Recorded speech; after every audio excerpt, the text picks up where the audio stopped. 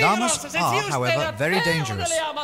So, if you see one where people are swimming, you must shout out, "Cuidado! Llama! Look out, there are llamas."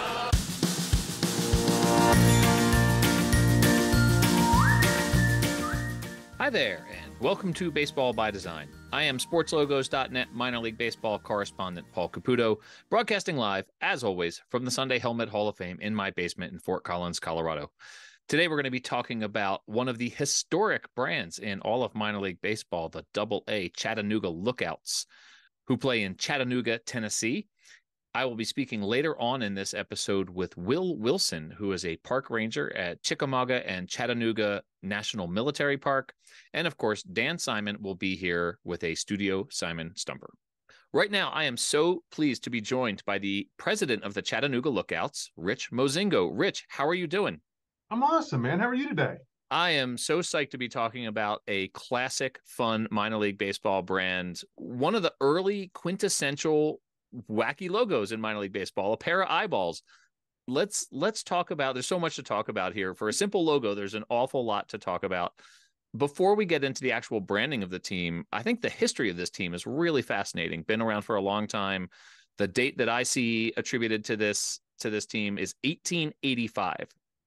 And it's apparently been the same franchise that whole time. So it's not like different teams coming and going, that sort of thing. How has this team had such longevity? Well, I think it goes back to the heydays of baseball. I mean, it goes back to the very, very beginnings of baseball, to be honest.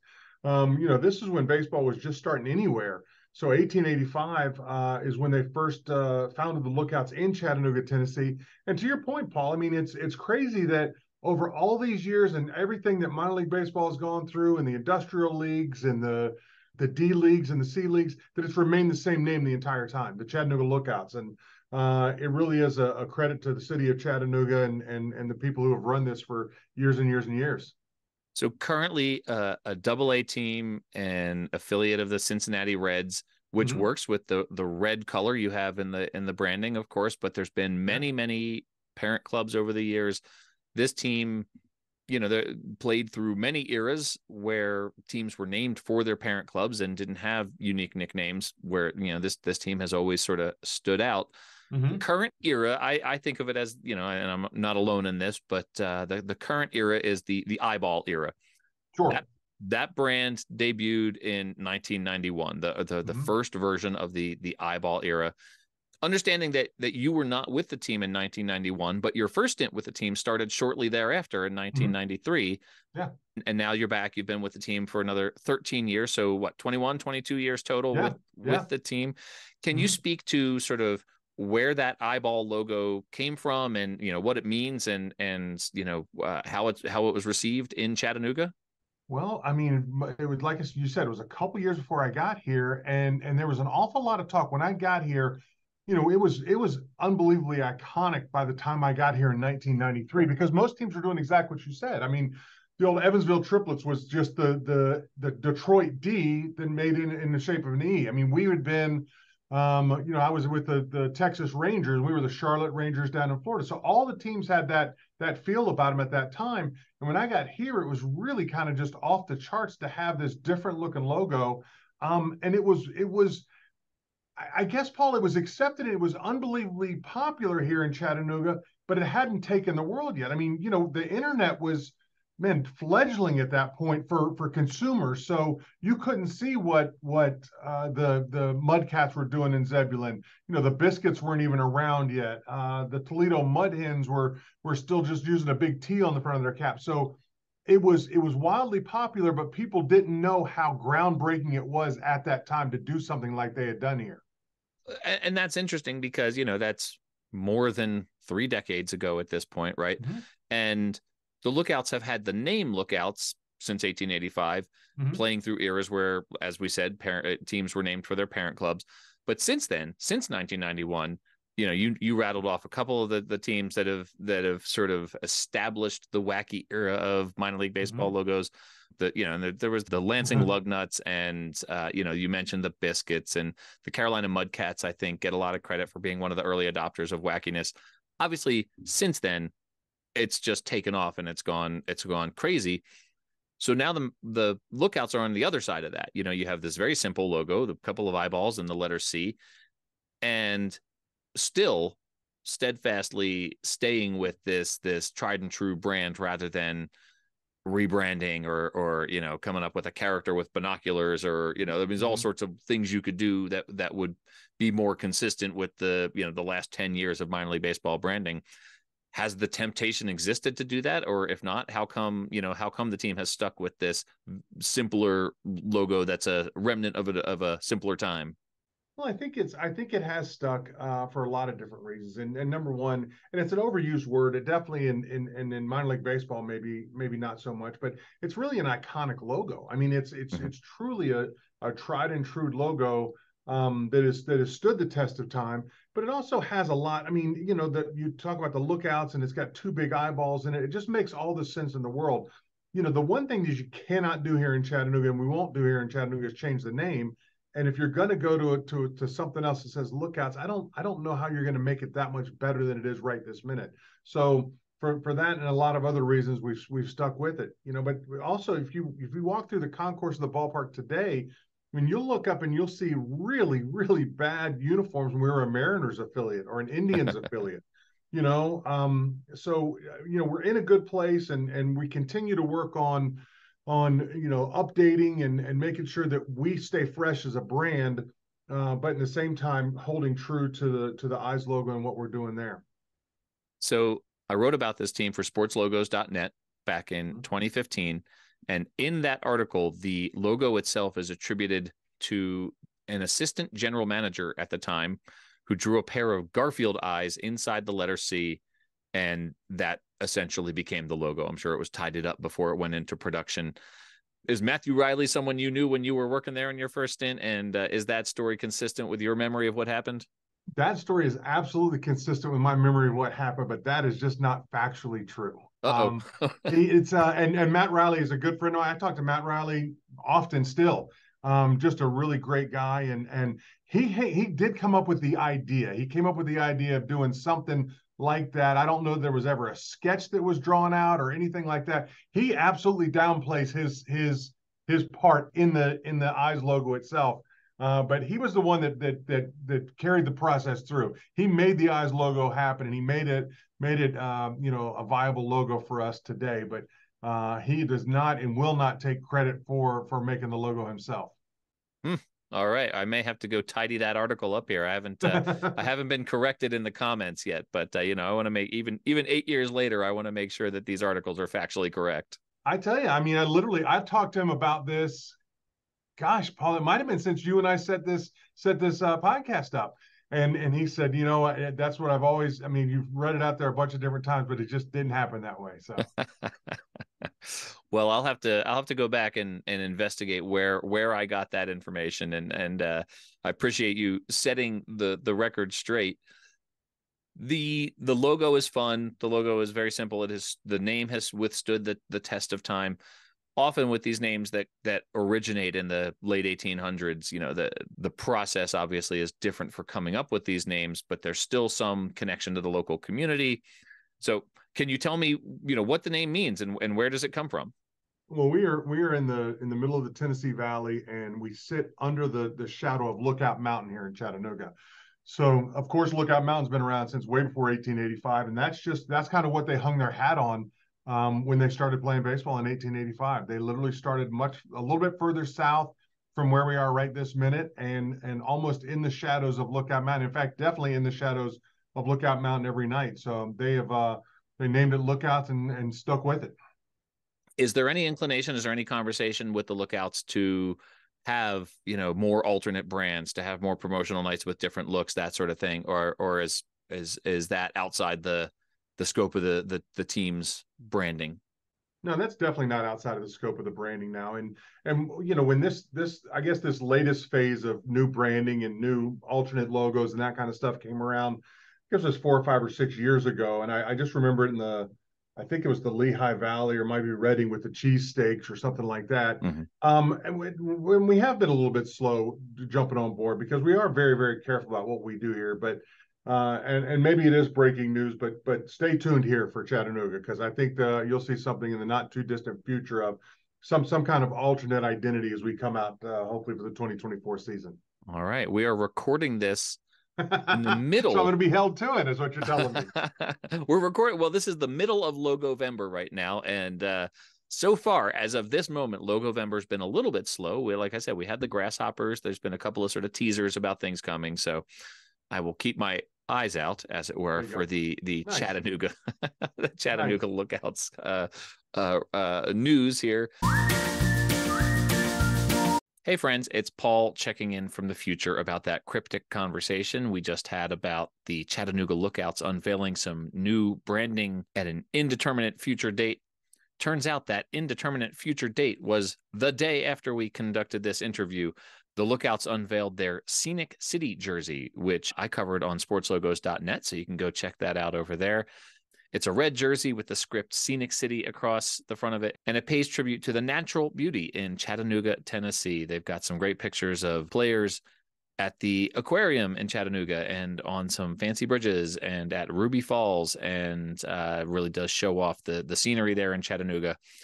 Breaking news here on Baseball by Design. You can read all about it on sportslogos.net. All right, now back to the conversation. The great thing about this brand is, right, like, I'm sure whoever on staff, whether it was Matthew Riley or someone else, first sketched this on a napkin. There was probably not focus groups, right? No. So the changes that have happened over the years, whether it's been sort of subtle things with the type or changing colors, what were behind those changes? Well, when the new ownership bought the ball club, I think in 2015, and Jason Fryer with Hardball Capital came in. And we looked at new uniforms, and we got brand new uniforms for our teams and our team, and decided that we were going to kind of update what we were doing. And everyone was on the same page that we do not need to do much with the logo. But it was that year that used to have, I mean, little silly things. Paul, it used to have 2 eyebrows on top of the eyes, and now it's gone to 1. And there's the faintest shadow at the bottom of the eyes right now. One of the things that I always looked at was it kind of lacks a little depth. There's not a lot of depth in the logo, and we tried to just do it a little bit with a little bit of shadowing. I don't know whether we accomplished it or not, but that's the kind of tweaks you're talking about. I mean, just the most minuscule of things that we can do to hopefully just kind of keep that brand alive and keep that logo alive as well.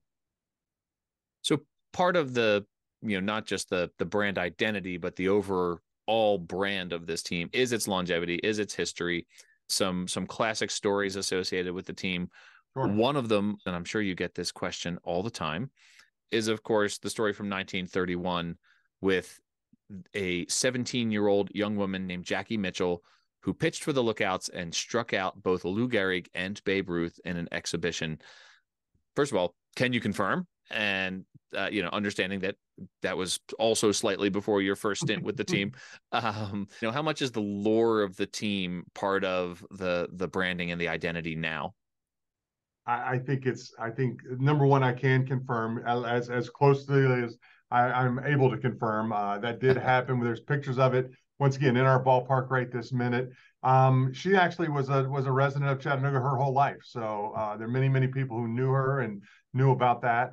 But it is that lore. It's what Joe Engel was doing, and it was really, you want to talk about before your time, and it was Joe Engel and what he was doing at minor league baseball games and the things that he was doing to bring people to the ballpark. Throwing a 16-year-old, 17-year-old pitcher, female pitcher against Babe Ruth and Lou Gehrig was just one of the many things he did. He had an elephant that he painted lookouts on the side of and walked through the streets of Chattanooga. He gave away a house one night at the ballpark, or actually one afternoon because there was no lights out there. But it was like 17,000 people in a stadium that sat 5,000 people. So Joe Engel was absolutely just way ahead of his time for minor league baseball. We're all doing the silly things now to draw people out to the ballpark and do those kinds of things. But man, he was doing them back in the 30s and 40s, and he really was one of the leaders of the movement that we all see right now at light warp speed. Wow. I think maybe this breaking news that you're talking about is there's going to be a live elephant at the ballpark here in Chattanooga. When I was here from 93 to 2002, from about 95 to, I guess, 96 to 99, we had 2 live camels that lived in the outfield. Does that count? I think that counts a lot. I think that's pretty great, having 2 live camels in the outfield. Yep. Mm-hmm. Were they available for rides, or were they just hanging out? Nope, just hung out in center field. Larry and Lumpy, they both wore batting helmets. Center field in Old Ingle Stadium was 471 feet from home plate. Wow. So they had a place over there that they could hang out. The zoo was literally, gosh, a quarter of a mile away. So they would walk in the beginning of a homestand and walk out at the end of the homestand. That's amazing. It's incredible. Yeah. Rich, this has been such a blast. Thank you so much for taking the time. There's so much history in this team, so much to unpack, and so much to go back and correct in articles. Correct the historical record on where this brand came from. I'll ask you. What if it wasn't Matthew? You don't happen to know who it was, do you? Is there someone that Matthew says it should have been? I do not know. I do not know. I'm sure I will talk to Matt again soon, and I will see if I can find out that for you. And I'll be back in touch with you and let you know. All right. Yeah. Let's hope that that's not lost to history right there. In the meantime, Rich, thank you so much. This has been a lot of fun, and I'll be on the lookout for that new information. I don't really deal in puns very much, but this name is just sort of lends itself to it. Rich, where can people find the team? Where can people find you online, on social media, etc.? Yeah, just look us up at lookouts.com. We got all the information you need for Lookouts Baseball. You can get that great logo and 1,000 different items in our gift shop right this minute. So we'd love to have you. So look us up at lookouts.com.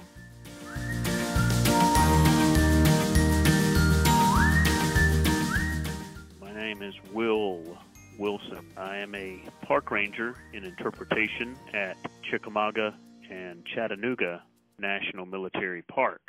We have a unit of the National Military Park is the Lookout Mountain Battlefield, which includes Point Park at the top of Lookout Mountain. Thanks, Will. I really appreciate you taking the time to join me on this phone call. I'm a huge fan of the National Park Service. I'm a huge fan of the interpretation and education that happens there.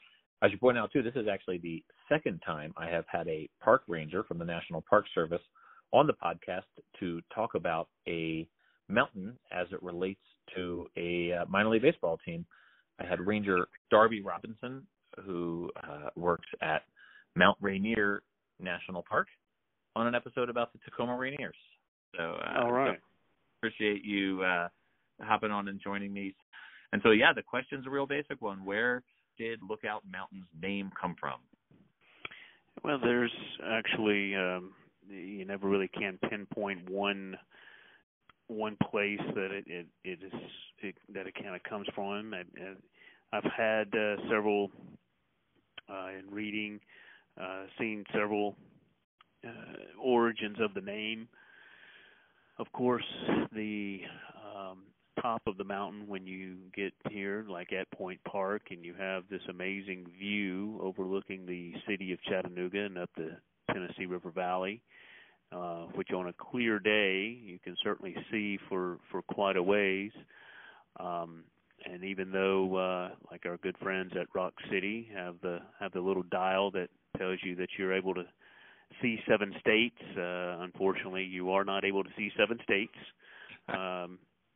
In the points you can actually see 4, but Alabama, Tennessee, Georgia, North Carolina. The 3 you can't see, South Carolina, because the mountains of the Blue Ridge in Georgia are too high for you to see actually a place in South Carolina. The other 2 being Kentucky and Virginia, and really because of the curvature of the earth, you're not able to see those states as well. You can see the direction of them, but you're not actually seeing anything in those states. Yeah. But from the top of Lookout Mountain, I mean, you are, in a sense, looking out. So that is one. The other dates back to when the area was being first inhabited by European settlers, and it was still a very, very hospitable place. That it was rugged and raw and violent in some cases, and so. There are times that people will be robbed and murdered along the routes through the area, and that point of the mountain that is in between Moccasin Bend and the south side of the river, there's only one way to get across it. And so it was an easy way to ambush somebody. So it was a way for people to say, watch for Lookout Mountain and watch, looking out for yourself. So that was another one. Now, the idea that I like the best is the fact that when I do programs at Point Park and I take people to a particular place where you have this amazing view, I tell people, you are on Lookout Mountain, and now you are able to look out. That is the aha moment where you've brought your visitor to the moment where they can take it all in for themselves. It is that aha moment, when people do see it for the first time. Again, if it is a nice bluebird sunny day, there are also those days that it's socked in, just like the Battle of Lookout Mountain's nickname entails, the battle above the clouds. Well, there are days that you can't see 10 feet in front of you, because of the low-hanging clouds and fog. So it's all on what kind of a day that you arrive, to get that view, Absolutely. I was, as a fan of the national parks, you can rough way of dividing them in half is you've got your natural parks and then you've got your sort of culture and history parks. This one, obviously, as is the case with so many of them, right? It walks that line between the two, right? Like it's a natural site, it's a mountain, but it's obviously played such an important role in terms of the people who have lived there over the centuries and the role in particular that it played with the Civil War. Is there an overarching story that you want your visitors to leave with after they've been to the park? Well, certainly you are right in both regards. Lookout Mountain in the Chattanooga Valley is very scenic. Chattanooga's nickname is the Scenic City. But the whole reason that you have roughly 3,000 acres of Lookout Mountain preserved is because of the veterans of the American Civil War felt strongly enough that these hallowed grounds that they once fought over be preserved, not necessarily for themselves, but for us. So that we can learn their story of service and of sacrifice and those that gave the ultimate sacrifice. It is why they set aside, areas around Chattanooga, including places along Missionary Ridge, Orchard Knob, Lookout Mountain, and then, of course, the battlefield at Chickamauga. And with that, Chickamauga and Chattanooga National Military Park is the very first national military park created by Congress on August 19th, 1890. And it is then when the veterans saw fit to mark the battlefields with monuments and markers and tablets to tell their story. And they are doing this, again, to let us know the importance of this place. Because regardless if they were a Confederate soldier, regardless if they were a Union soldier, these men are Americans that are coming together once again to try and heal our country and bring it back together as one nation. That's what motivated these men, just like they were motivated in battle to keep pushing forward into the hail of gunfire, into the shot of cannon. Well, they're motivated now in the halls of Congress, because literally at this time, half of the United States Congress is a Civil War veteran, to, make, these lands that we now have as preserved battlefields, Chickamauga and Chattanooga, Antietam, also set aside by Congress in 1890, Shiloh in 1894, Gettysburg in 1896, and then Vicksburg in 1899. All of those, being established in the last decade of the 19th century,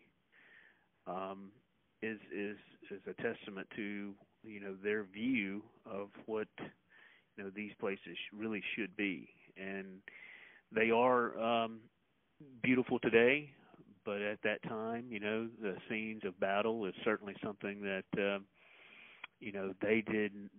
they never forgot, and it's why they set these places aside so that we can learn their stories, and that is what we do here, to try to get people connected to this place and to learn those stories. Well, the National Park Service is truly a treasure, and the conservation of our lands and our history and the stories of so many cultures. I mean, it's so important. And so I appreciate the work that you do. I appreciate you hopping on this phone call to chat about the park and to tell a little bit of this story. So much more, I'm sure, to take in with an actual visit to Chickamauga and Chattanooga National Military Park. Will, thank you so much. I wanted to point out, it popped into my head as you were saying it. I didn't know that this park was established in 1890. That is just 5 years after the Chattanooga Lookouts, played its first game. So here's a couple of institutions that go back almost a century and a half. So, but again, Will, thank you so much. This has been it's been a treat to talk to you, and I appreciate your time and all that you do. Indeed, thank you.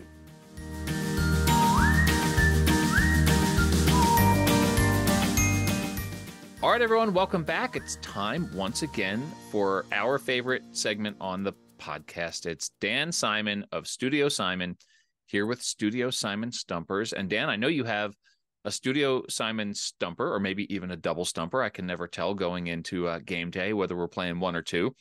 But before we get started, we are here the morning after the unveiling of an extremely popular rebrand that was the result of your handicraft. Congratulations on the hugely positive reaction that the Rome Emperors are getting. Well, I sincerely appreciate that, but I have to humbly, I can't take credit for the positive reaction. That all of the credit goes to the Penguin.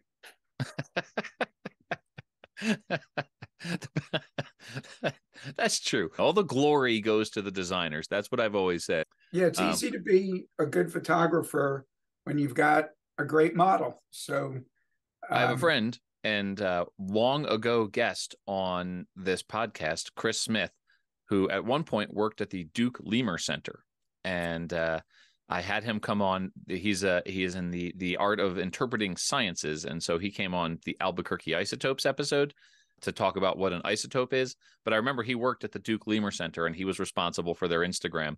And he was like, "Look how easy Instagram is. Everything I post gets a bajillion responses." And it's like, yeah, you're taking pictures of lemurs. It's no fair. Yep. I had a good model there, so he's the hero. So kudos to him. Absolutely. The Penguin is, what a hit he is. Everyone loves him. There was a very brief moment for me where I was just like, a penguin, what the heck? And then I thought, Emperor Penguin, of course, Emperor Penguin. So, and then I wrote about it on sportslogos.net. You and I chatted fairly briefly. I did have a great comment when I posted about it on social media. Jason Jennings, who is a fellow ice cream helmet collector, he commented, "It's nice that because of your podcast, I can hear Dan's voice when I'm reading his quotes." And so I actually kind of feel the same way there. Always your voice is in my head when I'm transcribing these quotes. So anyway, congratulations on that. It's a great rebrand. I know you want to deflect and give credit to the Penguin, but I think you two made a great team. Well, thank you. I appreciate that very much. It's I love when I do something and it gets unveiled. We do it so far in advance, and you just sit. I don't sit there actively waiting, but it didn't used to be like this. Brand identities used to be due September of the year, like September 1st, the year prior to the season that they were going to take the field. Now they're due December, well, at least the cap logo artwork is due December 4th for like this year, December 4th, 2023 is when cap logo artwork finished, done, in the can, delivered, is due to Major League Baseball for 2025 brand identities. Wow. So we visited you in August of 2022 during our Baseball Palooza road trip that took us through Louisville. And when this brand came out, one of the guys on from that trip asked, "Is that the brand that Dan was working on that was top secret for 2024?" It very well could have been, but you know what? That was, yeah, well, I don't. Knows? Yeah, I don't know. I work on a bunch of stuff, and frankly, once it's done, it's on to the next thing, and out of sight, out of mind. Well, let's talk about the Chattanooga Lookouts. I'm sure you have a really stimulating stumper. Ooh, a stimulating stumper. There's some alliteration going on there. File that one away for another time. But let's talk about the Chattanooga Lookouts and this week's Studio Simon Stumper. The Chattanooga Lookouts, they've got one of the best minor league identities of all time. There's not a lot going on with it. It's really just that cap logo, but it's so iconic. It's one of the first minor league caps I ever bought, and I just love it, and I hope they never change it. So speaking of their brand identity system not necessarily having a lot of elements to it, I have to admit I'm not that familiar with all of their alternate identities, however many they may have. They actually just unveiled a new alternate, a new jersey that says, I think, Scenic City on it. Is that what it was? Yeah. So they do have stuff like that. Also in 2022, the Lookouts played 2 games as the Chattanooga Choo-Choos as part of their Negro League Appreciation Weekend. Now, for all I know, they may have done that in 2023, this past season as well. I don't know for sure. I just know that they started it in 2022. They played against the Birmingham Barons, who played as the Birmingham Black Barons, who played at Rickwood Field, which is where you and Ranger Amy and Anna DiTomaso of the Baseball Bucket List podcast, and the gentleman from the Earned Fun Average podcast, we all hooked up there, watched the game together. Absolutely. Yeah. We got to hang out with Johnny Bolin, the half of the Earned Fun Average team, and Donnie Wise, who they just happened to be there for that game that time. So it was that was a really fun time. The Chattanooga Lookouts used to play at Engel Stadium, which still exists, but is no longer their stadium, where and the reason I bring that up is they had in Chattanooga, there was a Negro Leagues team that played there. Actually, there were several. Chattanooga was home to Negro League teams from 1920 to 1951, and those teams included the Tigers, the White Sox, the Stars, the Black Lookouts, the Black Cats, and the aforementioned Chattanooga Choo-Choos. And so with that in mind, it was in Chattanooga that Willie Mays, the legendary, and that is not a name, a term we use loosely, at least I do, when it comes to baseball players. Many people consider him the greatest player of all time, a true 5-tool player. Chattanooga is where Willie Mays first played professionally with the Chattanooga Choo-Choos, who were members of the Negro Southern League, which was considered a minor league at that time. Okay, so with that in mind, our Studio Simon Stumper today asks, at what age did Willie Mays make his professional debut? Was it 14? Was it 16? Or was it 18? I am going to rule out 18 because that doesn't feel remarkable to me. And Willie Mays, as you said, was remarkable. So it's 14 or 16. 16 feels logical to me, but 14, could he have made his professional debut as a 14-year-old playing Negro Leagues baseball, which I think is what happened? I want to say he was 14 when he made his professional debut. Okay, well, let's do the math. How are you at math, Paul? I'm pretty good at math. Okay, well, let's see if you can work out this mathematical equation.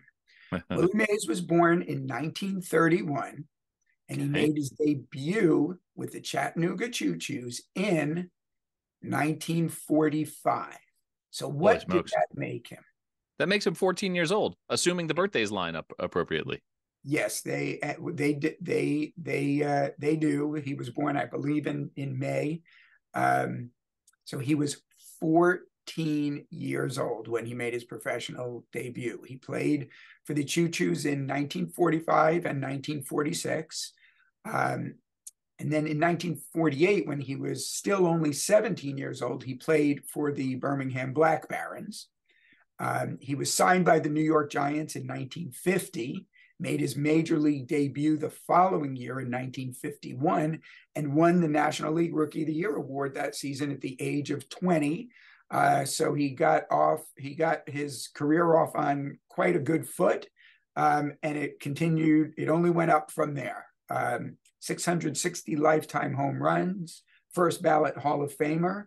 God bless him, still living. I went to one game while he was still playing. It was his final season, 1973, when he finished out his career with the New York Mets. Unfortunately, he was not in the lineup that day, but they were playing the Atlanta Braves, and I got to see Hank Aaron play. So just imagine how that would have been, seeing Hank Aaron and Willie Mays playing in the same game.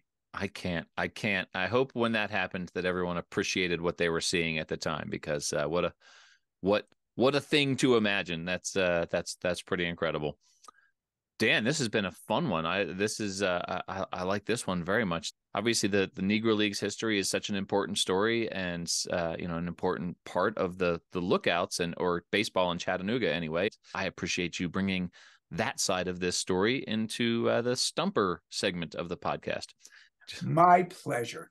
Well, thank you so much for the work that you put in on these Studio Simon Stumpers. Thanks for all that you do for minor league baseball. I can't wait to get myself an Emperor's hat, and I can't wait to talk to you next week on Studio Simon Stumpers. Okay, maybe someday we'll catch an Emperor's game together. Has Rome been, I would imagine you've not done a baseball palooza trip through that area. Well, we weren't far. We did one where we started with we did Gwinnett, Nashville, Bowling Green, and the Tennessee Smokies. So that was not too far from there. But holy smokes, that penguin logo was going to look great on an ice cream helmet. Well, hopefully they've got that in store for this season, and you can add that to the amazing collection that you have there in the Sunday Helmet Hall of Fame in your basement in Fort Collins, Colorado. Can't wait to do that. And Dan, we'll see you next week. Okay, see ya.